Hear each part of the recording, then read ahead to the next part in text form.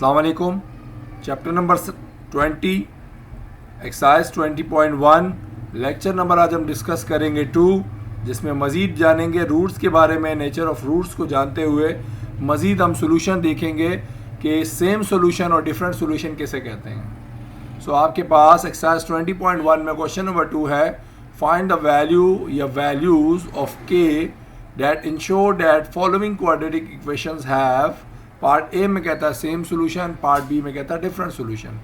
आपको क्या करना है, के की वैल्यू या वैल्यूज़ फाइंड करनी है जो इस बात की यकीन दहानी कराती हों कि आपके पास जो क्वाड्रेटिक इक्वेशन है उनका सेम सोल्यूशन है या डिफरेंट सोल्यूशन है। देखें, सेम सोल्यूशन का मतलब होता है हम इक्वल्स टू 0 पुट करते हैं डिस्क्रिमिनेंट को, और डिफरेंट सोल्यूशन का मतलब हम ग्रेटर देन 0 पुट करते हैं डिस्क्रिमिनेंट को। सो आइए देखते हैं इसको हम किस तरीके से सॉल्व करते हैं। हम बात करें क्वेश्चन नंबर 2 के पार्ट नंबर 6 की, ठीक है ना। शुरू के पार्ट सिंपल हैं, जो थोड़े से दो डिफरेंट और कॉम्प्लिकेटेड है, मैं वो पार्ट्स डिस्कस कर रहा हूँ। आपको कहता है कि इक्वेशन है दैट इज़ 9x² + kx = -16। तो यहाँ हम समझ लेते हैं, सोल्यूशन लिखेंगे सबसे पहले और उसके बाद हम यहाँ बात करेंगे हमें जो इक्वेशन दी हुई है। तो देखें 9x² तो ठीक है, प्लस kx भी ठीक है, इक्वल के बाद -16 है। इस -16 को जब मैं यहाँ ले आऊँगा तो +16 हो जाएगा और इक्वल के बाद बच जाएगा 0, ठीक है। तो अब यहाँ आपको एक चीज़ क्लियर होनी चाहिए कि यहाँ जो कोफिशिएंट x² का है वो a कहलाता है, x का कोफिशिएंट जो भी होता है वो b कहलाता है और कांस्टेंट नंबर कहलाता है c। यहाँ पर आपको ये कन्फ्यूजन नहीं होनी चाहिए कि x का कोफिशिएंट 1 है। 1 तब होता है जब x के साथ कुछ भी नहीं लिखा। अब चूँकि x के साथ k लिखा हुआ है, इट मीन्स इसका कोफिशिएंट k है, ठीक है ना। 1 भी है, मान लीजिए 1 भी है, लेकिन 1 × k जब आप मल्टीप्लाई कर देंगे तो k 1 ज़ा k हो जाएगा। सो इसीलिए यहाँ जो b होगा वो क्या होगा, आपका k होगा, a 9 होगा और c 16 होगा। अब हम यूज़ कर रहे हैं कौन सा फॉर्मूला, डिस्क्रिमिनेंट का formula, that is b² - 4ac discriminant होता है। अब यहाँ चूंकि हमने वैल्यूज पुट करनी है a, b और c की, लिहाजा हमने वैल्यू बता दी। यहाँ पर a जो है 9 है, b k है और c 16 है। अब इन वैल्यूज को मैं पुट कर रहा हूँ और उसके बाद मैं क्या कर रहा हूँ, हमने वैल्यूज को उठा के पुट कर दिया, b² की जगह यानी k² लिख दिया और इसी तरह माइनस लिखा और 4 की जगह 4 आ गया और a की जगह 9 और c की जगह उसकी वैल्यू। अब इक्वेशन बन गई। यहाँ पर आप बात करें k² तो आपके पास आ गया, माइनस इस तरह रहेगा। अब इनको आप मल्टीप्लाई जब करेंगे 4 9 = 36 एंड 36 16 = 576, ठीक है। तो ये आपके पास डेल्टा की कंडीशन बन गई। डेल्टा का जो आपके पास एक एक्सप्रेशन आया, यानी डेल्टा की जो कंडीशन आई वो क्या आई इस कंडीशन में, k² - 576 आई वैल्यू, ठीक है। तो अब हम क्या करेंगे, बात करेंगे सेम सोल्यूशन की। हमें पता है सेम सोल्यूशन का मतलब है हमें डेल्टा किसके इक्वल रखना है, 0 के इक्वल रखना है। सो हमारा जो डेल्टा आया है दैट इज k² - 576। अब मैं इसको क्या करूँगा, k² - 576 का मतलब क्या होगा, मैं इसको इक्वल रख दूंगा 0 के। हमें पता है फॉर सेम सोल्यूशन डेल्टा क्या होता है, 0 होता है। लिहाजा जो हमारी वैल्यू आई k² - 576 उसको इक्वल रख देंगे 0 के। अब आपको पता है ये माइनस वहाँ जाकर क्या करेगा, प्लस करेगा। सो 0 + 576 is 6, 576। अब हम k² की वैल्यू आई है, हमें क्या करना है, k² ख़त्म करने के लिए दोनों तरफ स्क्वायर रूट ले लेंगे।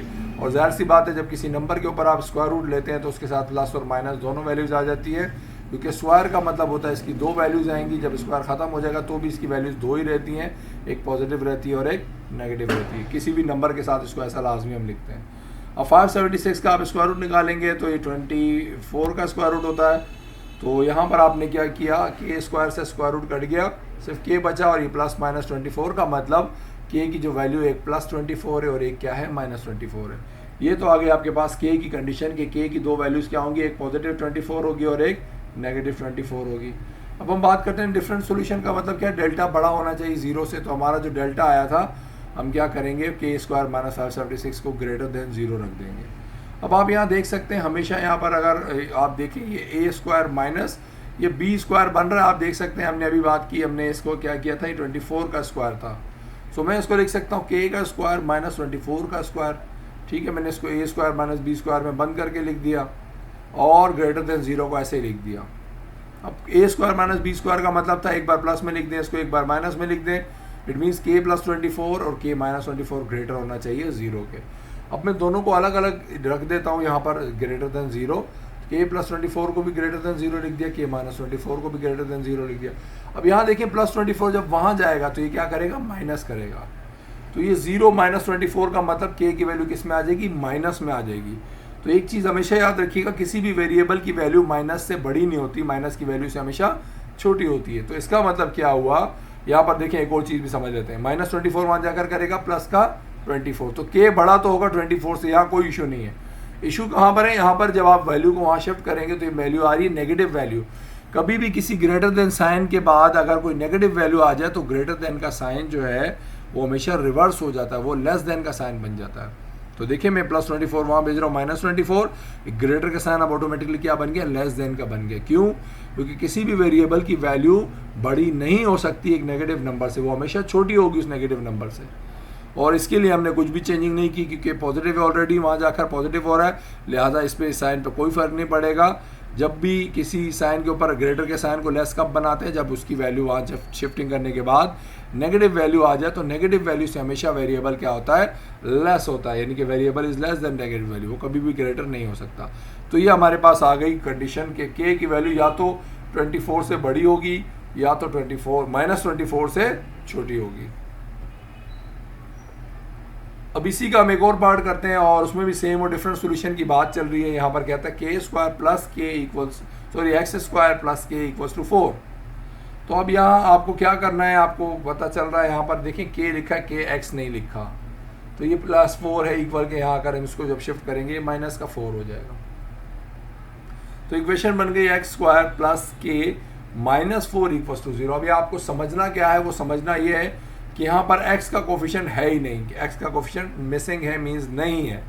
नहीं होने में और 1 होने में फ़र्क होता है। जब x लिखा हो तो इसका कोफिशिएंट अंडरस्टूड होता है 1 है, बट अगर x वाला कोफिशिएंट x वाली टर्म ही नहीं लिखी, इसका मतलब x वाली टर्म है ही नहीं, तो आपके पास देखें a जो है वो 1 है, b यानी x वाली कोई भी वैल्यू मौजूद नहीं है तो b 0 होगा, और बाकी जो पूरा बच गया आपके पास ये पूरा कांस्टेंट कहलाएगा। k भी कोई ना कोई कांस्टेंट नंबर आएगा हमारे पास इस सवाल में, और 4 तो होता ही कांस्टेंट है, लिहाजा हमारे पास a 1 है, b 0 है, c जो है ये पूरा हमारा k माइनस 4 होगा। हम क्या कर रहे हैं, यूज़ कर रहे हैं फॉर्मूला डिस्क्रिमिनेंट का, that is b square minus 4ac, और यहाँ हम बात करेंगे हेयर a की वैल्यू क्या है, 1 है, b की वैल्यू 0 है, c की वैल्यू k माइनस 4 है। b की वैल्यू देखें q0 मैंने बता दिया क्योंकि x वाला कोई भी आपको टर्म नज़र नहीं आ रही, x वाली टर्म कोई भी, इसलिए b वैल्यू 0 होगी। अब हम क्या करते हैं, इसको a b c की वैल्यू मैंने लिख के दिखा दी। अब डिस्क्रिमिनेंट के फॉर्मूले में मैं इसको पुट कर रहा हूँ, b स्क्वायर का मतलब 0 का स्क्वायर, माइनस की जगह माइनस, 4 की जगह 4, a की जगह 1 आ गया और c की जगह आ गया k माइनस 4। अब 0 का स्क्वायर 0 रहेगा, माइनस 4 1 जा 4 और ये k माइनस 4 इस तरीके से रह गया, ये माइनस 4 1 जा माइनस 4 और k माइनस 4। अब 0 यहाँ से ख़त्म हो जाएगा क्योंकि 0 माइनस जो भी लिखेंगे माइनस में आंसर आएगा। तो माइनस 4 को मैं क्या कर रहा हूँ, मल्टीप्लाई कर देता हूँ इन दोनों टर्म से। 0 माइनस 4 क्या होगा, माइनस 4 k से भी मल्टीप्लाई होगा, माइनस 4 से भी मल्टीप्लाई होगा। तो देखिए 0 तो ख़त्म हो गया क्योंकि 0 में प्लस या माइनस कुछ करे, 0 को कोई फ़र्क नहीं पड़ रहा। माइनस 4 इंटू के is minus 4k, minus minus plus 4 into 4 is 16। तो आपके पास डेल्टा की कंडीशन आ गई, that is minus 4k plus 16। हमारे पास जो कंडीशन आई है इस क्वेश्चन के हिसाब से डेल्टा की, वो आ गई माइनस 4k प्लस 16। अब हमें पता है कि सेम सोल्यूशन के लिए डेल्टा 0 होना चाहिए, लिहाजा हम क्या करेंगे, जो वैल्यू आ गई इसको 0 के इक्वल पुट कर देंगे। अब यहाँ देखें हम क्या करने वाले हैं, हम ये करने वाले हैं, हमारा चूंकि यहाँ पर वेरिएबल आप देख लें नेगेटिव आ रहा है,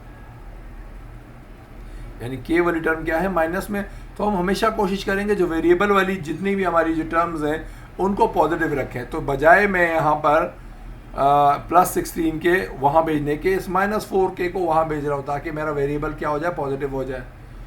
तो मैंने देखे माइनस 4k को वहाँ भेजा तो प्लस 4k हो गया, तो 16 इसी तरह रहा, माइनस 4k वहाँ जाकर हो गया प्लस का 4k। अब ये 4 और k आपस में क्या हो रहे हैं, मल्टीप्लाई हो रहे हैं। तो 4 जब यहाँ से मल्टीप्लाई हो रहा है वहाँ शिफ्ट करूँगा तो ये क्या करेगा, डिवाइड कर देगा। तो 16 को 4 से डिवाइड किया, that is 4 equals to k, यानी कि 4 बराबर है k। इसको फॉर्मली अगर हम बात करें तो इसका मतलब k बराबर है 4k, ठीक है ना। तो 4 बराबर है k लिखने से बेहतर है हम हमेशा क्या लिखें, k बराबर है 4k, क्योंकि वेरिएबल को हमेशा लेफ्ट साइड पर रखते हैं और कॉन्स्टेंट्स को राइट साइड पर रखते हैं वैल्यू लिखते हुए। तो 4 इक्वल्स टू k लिखने से लाख गुना बेहतर है आप लिख दें k बराबर है 4k, क्योंकि दोनों एक दूसरे के इक्वल है, तो इस तरीके से लिख देंगे। ये तो आ गई आपके पास सेम सोल्यूशन की बात। अब हम बात करते हैं डिफरेंट सॉल्यूशन की। डिफरेंट सॉल्यूशन के लिए आपको पता है डेल्टा क्या होना चाहिए, delta should be greater than 0। तो आप क्या करेंगे, यहाँ पर आपकी जो कंडीशन आई थी, क्या कंडीशन आई थी आपके पास, -4k + 16 आई थी, वो क्या कर देंगे, ग्रेटर देन 0 रख देंगे। अब यहाँ पर दोबारा हम क्या करने वाले हैं, देखिए -4k को मैं नेगेटिव है उसको वहाँ भेजूंगा ताकि पॉजिटिव हो जाए। सो 16 इसी तरह -4k वहाँ चला गया तो +4k हो गया। अब ये कह रहा है 16 जो है बड़ा है 4k से, ठीक है। सो अब हम यहाँ क्या करेंगे, हमें पता है 16 ग्रेटर है 4k से। अब 4 यहाँ क्या कर रहा है, मल्टीप्लाई कर रहा है, यकीनन हम इसको क्या करवा देंगे, डिवाइड करवा देंगे। तो जब डिवाइड आप करवा देंगे तो आपके पास 16 / 4 आ जाएगा 4। तो आपके पास एक कंडीशन आई 4 ग्रेटर होगा हमेशा k से, ठीक है। अब यहाँ आपको देखें एक लॉजिक बताने वाला हूँ जिसको आप थोड़ा सा कंसंट्रेशन से सुनिएगा कि मैंने कहा आंसर हमारा है 4 बड़ा है k से, यानी 4 इज़ ग्रेटर देन k।